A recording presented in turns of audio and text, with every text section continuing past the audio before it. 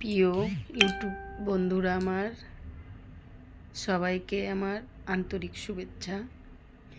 কালকে একটু দুর্ঘটনায় পাটা আমার অনেকটাই ফ্র্যাকচার হয়ে গেছে।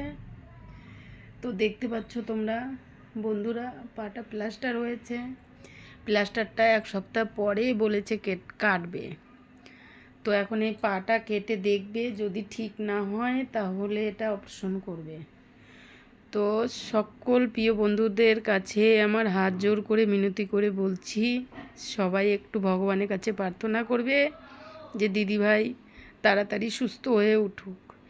এই জন্য আমি কারো পরিবারে ঠিক মতন যেতে পারছি না। সবাই একটু আমার সঙ্গে থাকবে। পায়ে প্রচুর ব্যথা যন্ত্রণা, আমি পুরো রাত শুতে পারিনি। যাই হোক, দেখতেই পাচ্ছ প্রিয় বন্ধুরা সবাই, হঠাৎই হয়ে গেছে। একটা মোটর সাইকেলের সঙ্গে টক্কর লেগে পড়ে গেলাম, পড়ে গিয়েই পাটা ফ্র্যাকচার হয়ে গেছে।